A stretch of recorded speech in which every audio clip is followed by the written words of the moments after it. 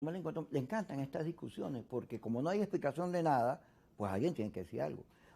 La República de Venezuela se constituye como república con Páez, cuando se separa de la Gran Colombia, porque antes éramos una capitanía general. Pero ¿qué la hace república? La guerra de independencia. ¿Y quiénes son sus constructores?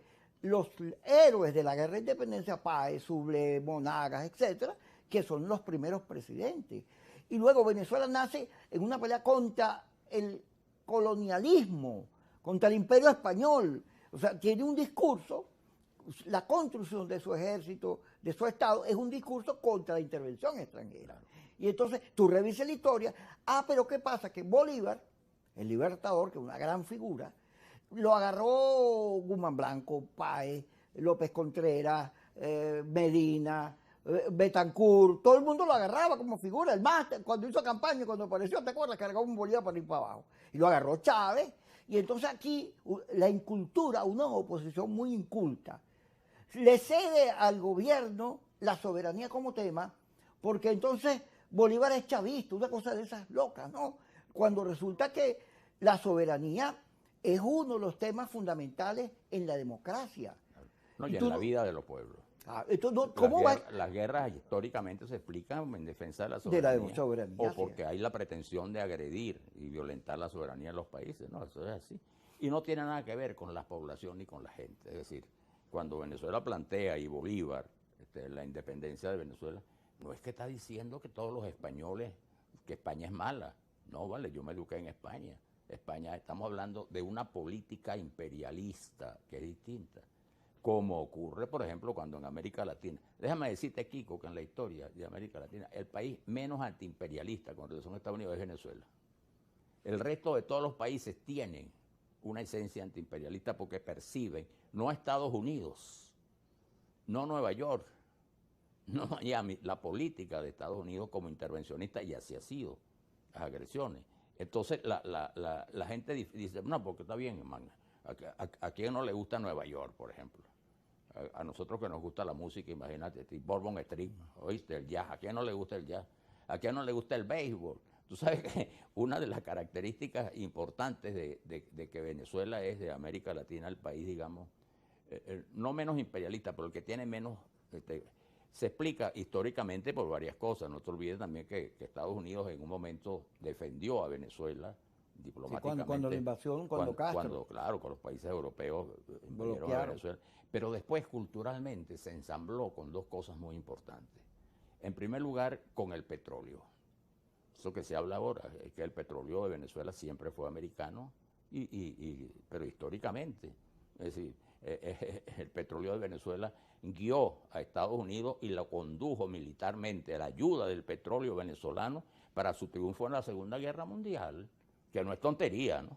Bueno, pero además fue así. Entonces el petróleo creó una vinculación real entre el venezolano, no los políticos, sino el venezolano, el maracucho, pues, el oriental, y el otro que eso es fundamental también, el béisbol. Es decir, que el béisbol americano lo asumió el Caribe y Venezuela. Entonces, en Venezuela no ha existido, digamos, ese sedimento que existe en Centroamérica. Por eso cuando la gente habla, por ejemplo, del conflicto todos los países centroamericanos fueron víctimas de agresiones brutales de Estados Unidos. El caso, por ejemplo, ¿qué está pagando la relación de Nicaragua con Estados Unidos? Bueno, las viejas heridas de la intervención. Estados Unidos impuso dictadores. Estados Unidos allí, bueno, hasta ahora lo que hablábamos antes, lo más reciente, en los años 80, 10 años de guerra impulsada por Estados Unidos contra el sandinismo. Entonces, ahí hay un sedimento, ¿no? El caso de México, pues, que lo hemos visto. Bueno, imagínate tú. Entonces, pero en Venezuela eso no existió nunca. Pero el hecho de que existan esos, digamos, esas experiencias, esas heridas, ¿no? Que siempre quedan en la historia, es una cosa distinta a que tú rechaces a esos países. Por supuesto, la gente luchaba por la independencia de España, pero su familia era española. Y bueno, y quería ir a España, y la historia de España, y quería estar con España, es decir. Entonces acá parece que se cambió. Debe ser también por eso de la posverdad, ¿sabes? Y entonces, si tú dices eso, es que es enemigo de Estados Unidos, ¿no? Vale, es una política de Estados Unidos que fue así, pues. producto también de las circunstancias históricas, ¿no? De los cambios que ocurren con el tiempo. Pero aquí en Venezuela nunca existió, como en otros países, una élite política o una dirigencia política que se convirtiera de alguna manera como en repetidora de la política. Bueno, Pérez Jiménez, la dictadura de Pérez Jiménez. Pero en buena medida, al final, la caída de Pérez Jiménez fue que Pérez Jiménez no, como todos esos dictadores que se ponían de rodillas frente al Departamento de Estado, Pérez Jiménez no lo hizo. Bueno, Pérez Jiménez en Panamá, la famosa conferencia, bueno, donde fue Eisenhower, peleó en defensa de Venezuela. Pérez Jiménez compró los fusiles FAL a Bélgica y no a Estados Unidos. Pérez Jiménez rompió el esquema ese del monopolio de las armas de Estados Unidos con relación a América Latina y compró las fragatas a Italia. Es decir, Pérez Jiménez tuvo un comportamiento propio de los venezolanos. Ahora vas a decir que Pérez Jiménez era antiimperialista, claro que no. Pero bueno, o Pérez, Carlos Andrés Pérez, o Betancur, claro, o Caldera. Claro, todos, ¿no? Todos.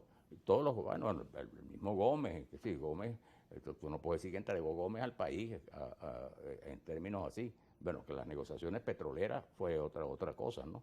No era el Estado, sino que eran los sectores económicos de Estados Unidos. Pero bueno, yo creo que eso hay que tenerlo en cuenta y además aquí hay otro valor. Bueno, que Venezuela es la patria de Simón Bolívar. Y Simón Bolívar es el padre de la independencia de América Latina. Y si no queremos hablar de Bolívar, bueno, hablamos del fundador, del ideólogo, en verdad, que fue Francisco de Miranda. Así es. Ahora, fíjate, el señor Story agarra y se mete en la política interna. No lo digo yo, él daba declaraciones, inclusive antes que Guaidó o que el G4, él salía declarando. Es más, la más reciente, después de lo que ocurre en Colombia, él agarra y habla de las primarias. Porque las primarias él las monta. Los Estados Unidos montan la primaria. Hay una reunión en Panamá donde nombran a Barbosa como jefe de la plataforma, que discute la primaria y arman un plan donde excluyen a toda la Alianza Democrática. Los alacranes no entran, sino solo los que respaldaron a Guaidó se le parecen. Y arman su cosa. El reglamento no lo discuten con nadie, sino lo imponen. Pero, bueno, ¿qué ocurre? Nombran una comisión que a mi juicio merece todo el respeto, comienzan unos debates, y en los debates, bueno, aparece María Corina, aparece el conde del Guácharo, que no era el plan, que el plan era el que el G4 ganara eso, porque no iba a tener contrincante. Aparecen estos dos. María Corina, que viene por ellos, dice, yo voy por el G4, porque el G4 son un poco timoratos, débiles, no tienen fuerza, valor, todo eso que ella dice que tiene, ¿no? Y en el caso del conde del Guácharo, el conde se mete ahí mal asesorado a mi juicio, mal planificado, porque ese era un escenario para los radicales. Esa primaria impulsada por Story, imagínate tú, eso era a los americanos. Él se mete ahí, pero los dos son expresión de un descontento hacia la clase política, del enorme rechazo que ha generado cada vez que la gente se entera de los errores del señor Guaidó. Cuando lo vimos salir en el aeropuerto solito, uno se da cuenta porque terminó solo.